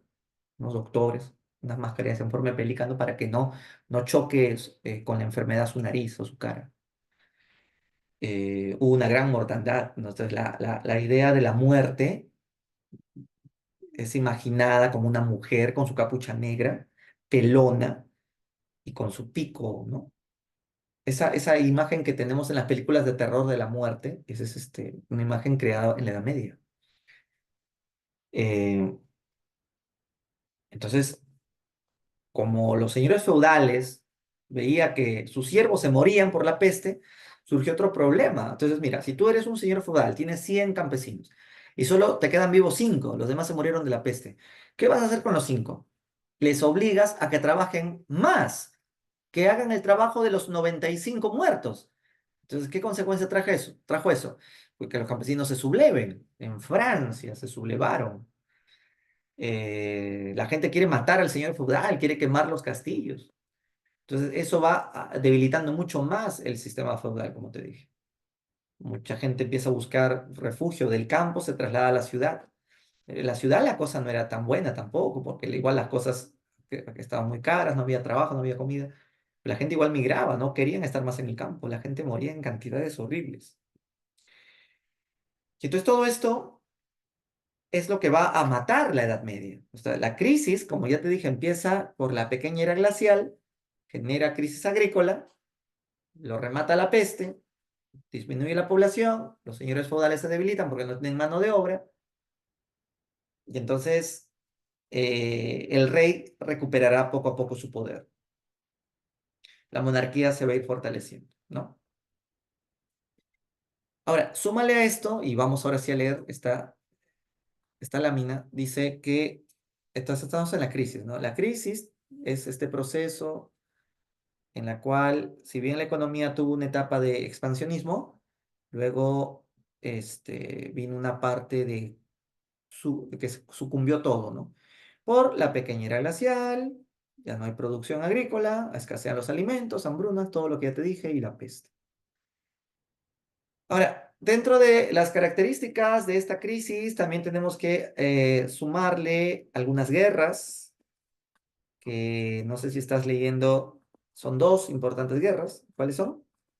Fueron dos guerras. Una fue la Guerra de los 100 años y la otra fue la Guerra de las Dos Rosas. Ya, vamos a hablar entonces algo rápido, la Guerra de los 100 años. Es una guerra que libró en la Edad Media, entre estos años, justo en plena época de la crisis, ¿no? Inglaterra y Francia. Esta guerra se llevó a cabo a causa de que un territorio se llamaba Flandes. Flandes era un condado que quedaba en Francia, pero resulta que Flandes, que tenía algunas ciudades como Gantes o Brujas, así se llamaba la ciudad, tenía una buena relación comercial con Inglaterra. Me explico mejor. Flandes, que te dije que era un condado de Francia, eh, le vendía a Inglaterra telas, ¿ok? Pero Flandes a su vez le compraba a Inglaterra la lana para hacer la tela. Entonces era una relación muy buena entre Inglaterra con Francia. Entonces llega el punto en que Flandes este, no quiere ser más de Francia, porque más le conviene ser de Inglaterra. Entonces Inglaterra va a decirle a Francia, oye Francia, mira, Flandes quiere estar conmigo y no contigo, así es que te la voy a quitar. Ajá, no. Entonces ahí está ya la guerra. Sería la causa económica. Entonces, los reyes de Francia, de la dinastía de los Capeto, no sé si habrá escuchado hablar de esa dinastía de los Capeto, querían evitar que Flandes se separe de Francia por este vínculo comercial que tenía con la textilería de la lana inglesa, ¿no? A eso agrégale que esta dinastía de reyes franceses, los Capeto, querían recuperar un territorio llamado Guyena. Y tú dirás, ¿dónde queda Guyena? En Francia. Entonces tú dirás, pero profe, si Guyena queda en Francia, es de Francia. No, Guyena es un territorio que estaba en Francia, pero era de Inglaterra. Mm, ¿Por qué? Lo que pasa es que había habido un antiguo matrimonio entre la corona francesa e inglesa y la corona inglesa había heredado ese territorio de Guyena, que era un vestigio de la dinastía inglesa de los antiguos Plantagenet, ¿no? Que son una dinastía medieval. Esta parte es un poco confusa porque son muchos nombres raros. Bueno, en todo caso, no viene mucho el tema de los Capeto ni los Plantagenet. Al menos, resumiendo, la Guerra de los 100 años, al menos ya te dije lo más importante, era por un territorio que quería separarse de Francia por el desarrollo textil que tenía con Inglaterra. ¿Cómo se llamaba ese territorio? ¿Flandes o Guyena, te dije? ¿Cuál era el que quería separarse de Francia por el vínculo comercial con Inglaterra de la lana? Correcto, Flandes, ¿no? Entonces, más que todo era por ese tema de Flandes. eh, pero también tengo que agregarte que la Guerra de los 100 años era por la ambición de los reyes de Inglaterra que pretendían tomar el trono de Francia. ¿Y por qué los reyes de Inglaterra querían gobernar Francia si Francia tiene derecho a ser gobernada por el rey de Francia y no por Inglaterra? Como te dije, era por temas de matrimonios. Por ejemplo, había un rey, que tú lo recuerdas, Felipe el Hermoso, de Francia. Eh, Felipe el Hermoso tuvo cuatro hijos, pero tres eran varones. Lo malo es que los tres se murieron y no dejaron descendencia. Entonces, así se extinguió la dinastía de los Capeto. Pero de los cuatro tuvo una hija, Felipe el Hermoso. Su hija Isabel, llamada la Loba de Francia, después te cuento por qué, por sus debilidades lujuriosas, ok, ok. Este, ella tenía que ser la reina de Francia, pero no podía, porque en Francia, y esto es muy interesante, estaba prohibido que las mujeres tomen la corona, por una antigua ley medieval que se llamaba la ley sálica. La ley sálica, no, no digas la ley sádica, es la ley sálica, con L de loba. Bueno, entonces Isabel no podía ser reina de Francia por la ley sálica. Entonces, Isabel enamoró al rey de Inglaterra, Eduardo II, conocido como Piernas Largas. Después te digo por qué. Entonces tuvieron a un hijo llamado Eduardo III. Entonces, Eduardo III era tanto hijo de la reina de Francia, que nunca fue reina por la ley sálica, y el inglés, Eduardo, ¿no? Eh, entonces, este Eduardo III, rey de Inglaterra, termina reclamando la corona de Francia. ¿Por qué? Porque mi mamá es francesa, mi papá es de Inglaterra, entonces yo soy hijo de los dos, merezco también gobernar Francia. Y entonces los franceses jamás lo permitirían, ¿no? Que un inglés los gobierne. Y entonces estalla la guerra.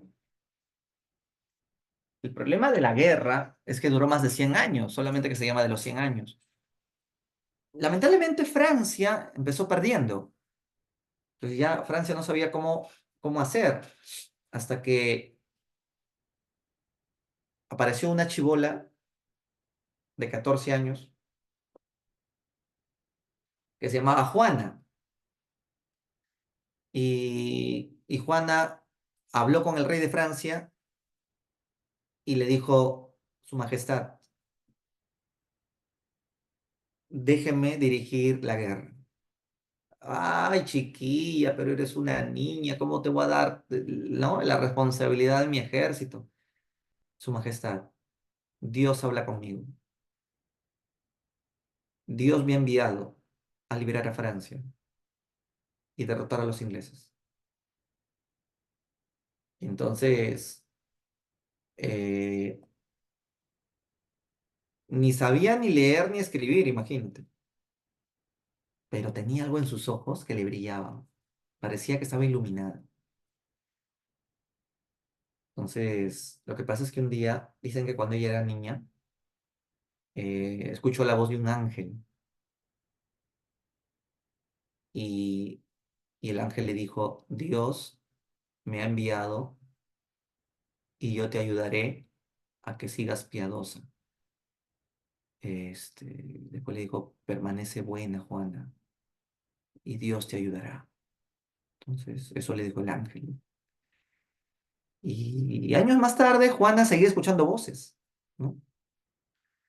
Deja tu aldea y acude a salvar a Francia. Ya esas voces. Y es ahí que Juana se decidió, ¿no? Y por eso es que se consideró que ella había nacido para cumplir una gran misión. Entonces consiguió un caballo, se vistió de hombre y se presentó al rey. Entonces el rey, pues, no pensaba que era una chica, la vio ya como estaba disfrazada y ya, pues le dio la oportunidad. Y al final le dio 5.000 soldados. A ver qué vas a hacer con esto. Y ella le decía que Dios me ha mandado a la guerra. Y así fue como al mando del ejército, este, venció a los ingleses, ¿no?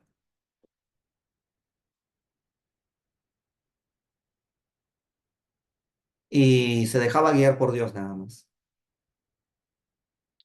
Derrotó a los ingleses y liberó a Francia. Sin embargo, una vez la victoria de Francia se da, los franceses descubrieron que era chica y la acusaron de diabólica porque ella habla con gente y fantasmas, con demonios. Y estos franceses la entregaron a los ingleses y los ingleses la mataron y la quemaron. Antes de quemarla la violaron. Bueno, Juana nunca había estado con ningún hombre en su vida y el ejército inglés la violó, la mató y bueno, la quemó viva, ¿no? Y esta mujer es conocida como la heroína de Francia. Bien, vamos a hablar ahora de la Guerra de las Dos Rosas. En la Guerra de las Dos Rosas, ocurrió en Inglaterra porque se van a enfrentar dos casas dinásticas. ¿Y cuáles? La casa Lancaster contra la casa York. A ver, la casa Lancaster, este, era una familia de reyes. La casa York también. Ambas pretendían el trono de Inglaterra. Lo que pasa es que ambas casas, los Lancaster y los York, tenían un origen común. Descendían de la casa Plantagenet, una antigua dinastía. Entonces, eh, eh, el rey era Enrique de los Lancaster, y él tenía como emblema el color, la rosa roja en su escudo. Mientras que el pretendiente a esa casa era Ricardo York, y él, que ambicionaba quitarle el poder a Enrique, se había puesto en su escudo la rosa blanca. O no sé si lo dije bien. A ver, otra vez. Los partidarios de los York tenían la rosa blanca y de los Lancaster la rosa roja. Entonces, York, rosa blanca; Lancaster, rosa roja, ¿no? Ahora sí. Y por eso se da la llamada Guerra de las Dos Rosas. Entonces, los Lancaster eh, pelearon con los York. ¿Y quién ganó? Ahí viene la gran pregunta. No gana ninguno, porque tomó el poder un tal Enrique, que funda una nueva dinastía, los Tudor. Entonces, al final serán los Tudor los que se queden a gobernar. Y por las puras hubo esa Guerra de las Dos Rosas, ¿no? Pero todo esto genera que la crisis sea peor y mayor. Bien. Entonces, consecuencias de toda esta crisis: estallaron las revueltas campesinas que te dije contra el señor feudal. Los reyes recuperan su poder poco a poco. Diversificación de inversiones rurales y urbanas, ¿no? Algunos huyen, migran. Y como te dije, la gente empieza a poner en tela de juicio su creencia a Dios, porque Dios nunca escuchó sus ruegos ante la peste. Eh, Bien, hablemos un poco de la iglesia. La iglesia medieval. Tú sabes que la iglesia medieval fue la institución más poderosa de toda la Edad Media, a tal punto de que el Papa era el que le colocaba la corona a los emperadores. Pasó con Carlomagno, por ejemplo. ¿A qué se debía tanto poder? Bueno, la razón de su poder era que tenían una fe universal. Entonces, la fe es una idea muy subjetiva, pero que si crees en eso, es algo que, que te pide que creas, aunque no puedas confirmar algo científicamente. Basta con fe. La fe es un dogma, ¿no? Entonces, y tú dirás, pero ¿por qué tan fácil caían en la idea de que te dice la iglesia? Es que la iglesia tenía una jerarquía y una disciplina muy, muy férrea, muy vertical. El papa a la cabeza, ¿no? Y luego una jerarquía como un ejército: general, capitán, sargento, entonces, arzobispo, obispo, párroco, ¿no? Es una disciplina jerárquica en sus instituciones. También porque tenían mucho poder económico, tenían tierras y tenían cultura. O sea, ellos eran los que monopolizaban la educación.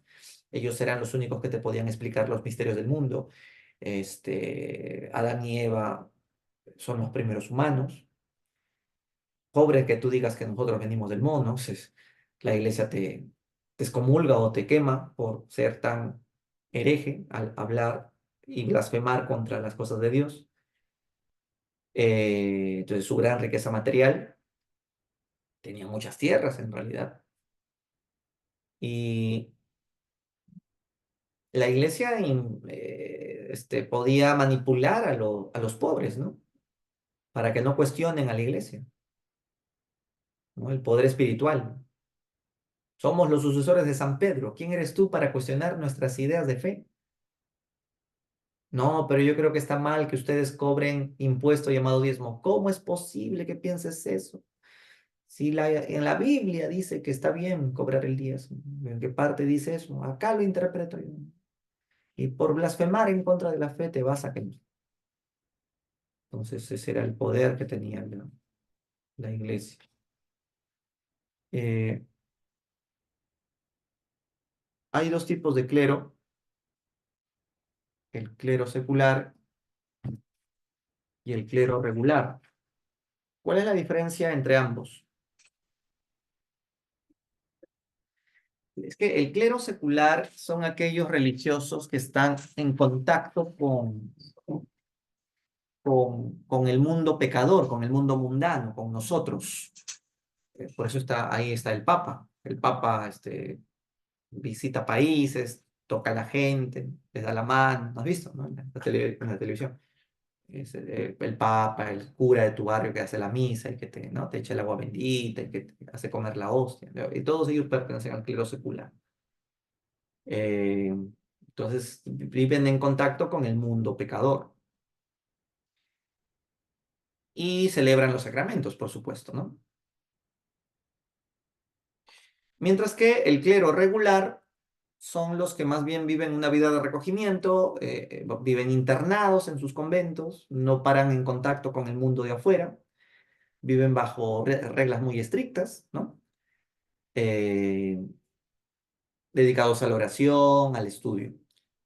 Y fundarán órdenes religiosas. Las órdenes religiosas más importantes serán la de bueno, la primera orden religiosa fue la de los benedictinos, fundado por un tal San Benito de Nurcia. A compararlo con el Perú, en el Perú la primera orden religiosa que vino fue la de los dominicos, ¿no? Luego vinieron los franciscanos. Bueno, acá fueron los benedictinos.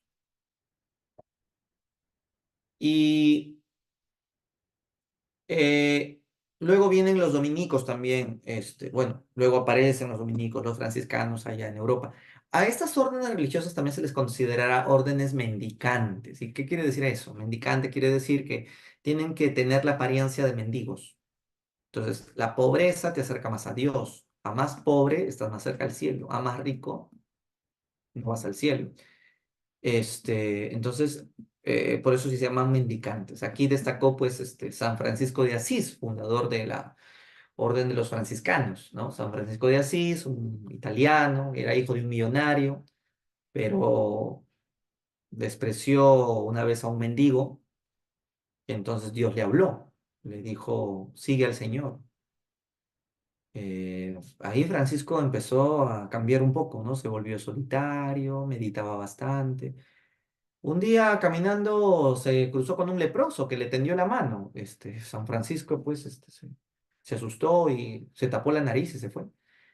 Entonces, más allá Dios le volvió a hablar, ¿no? Y le dijo, he aquí el valiente caballero de Cristo que es un cobarde. Uy, y San Francisco se sintió culpable, muy culpable. Entonces regresó y le dio todo su dinero al mendigo leproso y le besó su mano llena de llagas, ¿no? Al día siguiente, San Francisco renunció a todas sus propiedades y empezó a predicar en la miseria más absoluta. O sea, no tenía ni para comer, pedía limosna para poder comer. Y eso lo hacía feliz, porque en ese momento su alma disfrutaba de una felicidad nunca antes conocida. Sus vestidos parecían trapeadores, peor que un loco. Este, le gustaban los pajarillos, los corderitos, ¿no? Los corderitos que con bíblicos, ¿no? Y uno de ellos le seguía a todo sitio, hasta entraba a la misa el corderito y se mezclaba con la bulla de los cánticos, ¿no? Pero cuando San Francisco hacía sus sermones, pucha, todos lloraban. San Francisco decía, vende lo que tienes y dé el dinero a los pobres. Pues la mendicidad era para San Francisco su mayor virtud de humildad. Por eso es que se dice que esa imagen que tenemos de Jesús, que tú lo has visto, que vivió con una túnica, con unas sandalias, con un cabello largo, porque no tendría para, ¿no? O sea, vivía de lo que le daban los pueblos, o sea, también eso representa la idea del mendigo, ¿no? Cristo era, demostraba su humildad, su pobreza, pues, ¿no? A diferencia de los papas que se ponen sus anillos de oro, su mitra, su capa rojas de seda, ¿no? Es otra cosa, pues, ¿no? Bueno, entonces la iglesia y sus grandes poderes, pero la iglesia también tenía sus vicios. Mm, Uno de los vicios era la simonía, consistía en que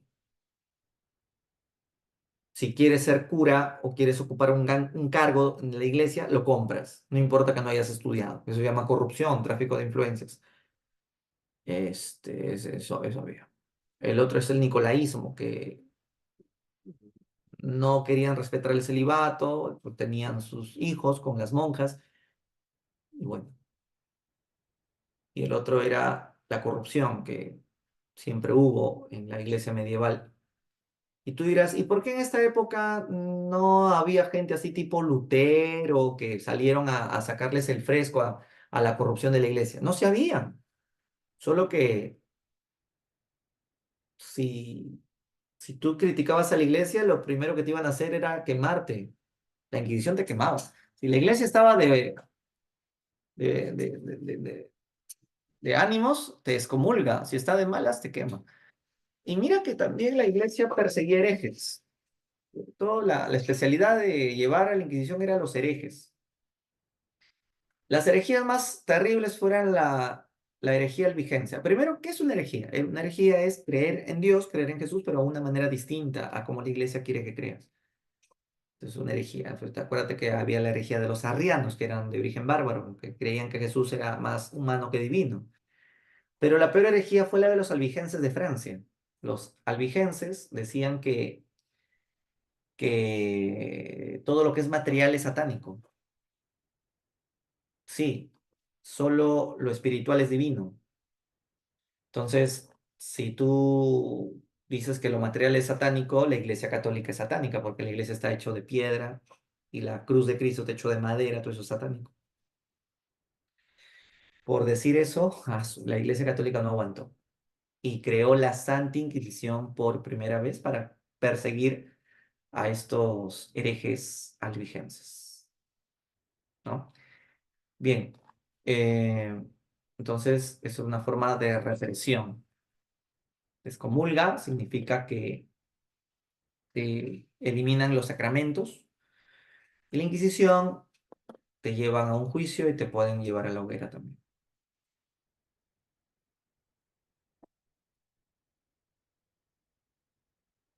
El arte románico se caracteriza porque en las construcciones medievales sus columnas o sus arcos son en forma de semicircular. Este es de influencia romana.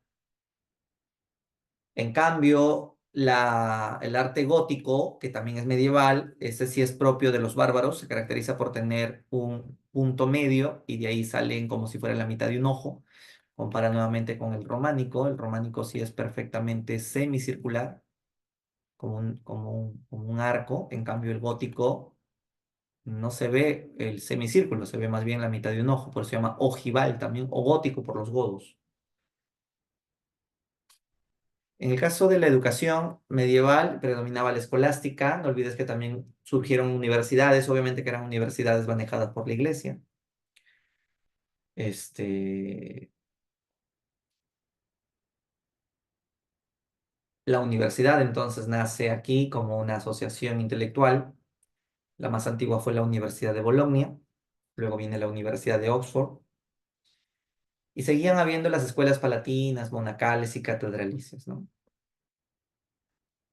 Bien, las universidades otorgaban ya grados de bachiller también, de licenciatura y doctorado.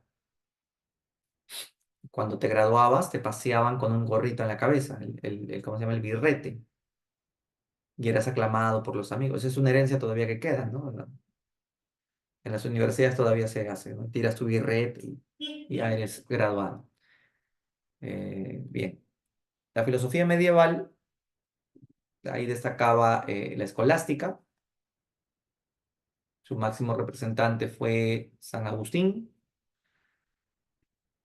Este, pero sin dejar de lado a Santo Tomás de Aquino, ¿no? Claro.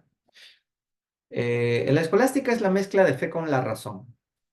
Quieres demostrar un acto de razonamiento usando la fe. Las cosas se caen para abajo porque Dios lo avienta. Has razonado usando la fe.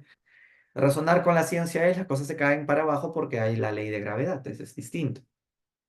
Claro.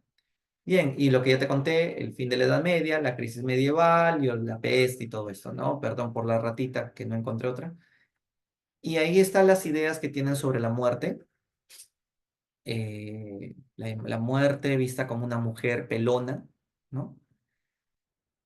Y la idea de que iba a haber el fin del mundo, ¿no?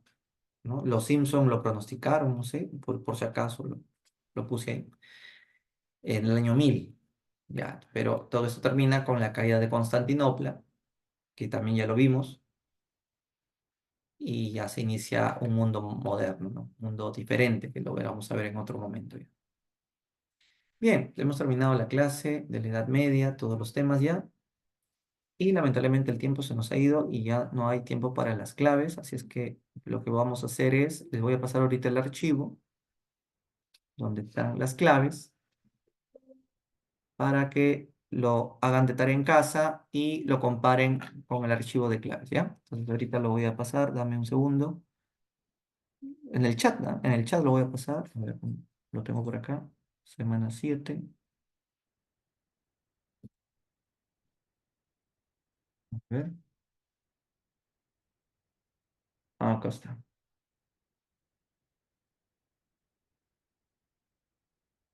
Ya, entonces lo voy a compartir.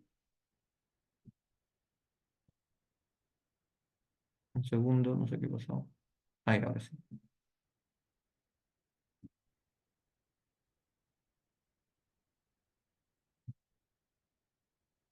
Bien, está cargando en un segundo y lo abren en el archivo. Y de la misma manera voy a compartir las claves de la semana 6 de la semana pasada, que me dicen que faltó preguntas de claves del Imperio Bizantino. Ahí les va. La segunda que estoy pasando es de la semana 6 de la semana pasada. Y ahí para que vean del Imperio Bizantino que faltó. ¿Ok? Entonces yo les pido por favor que de tarea lo hagan sin ver claves y luego lo cotejen con el archivo con claves. ¿Ok? Y una vez les voy a pasar el PPT de la clase de hoy, que es aunque creo que ya se los había pasado, no me acuerdo, igual se los vuelvo a pasar. Es de la semana, si no me equivoco, la semana 3 dame un segundo. Sí, es la semana 3. Entonces vamos a compartirlo. Y ahí lo voy compartiendo en el chat. Ya está. Bueno, acaba de demorar un poquito más en cargar, pero ahí va.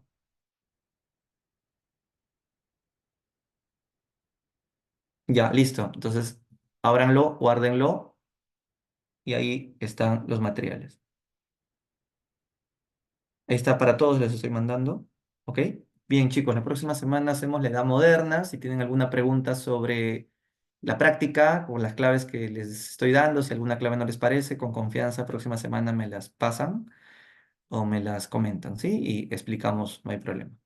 Listo, ha sido todo por hoy, así es que nos vemos en la próxima clase con la Edad Moderna, descubrimientos geográficos, humanismo, renacimiento y la reforma de la Iglesia Católica, que son otros temas. Hasta entonces, cuídense bastante y buenas noches. Chao, chao.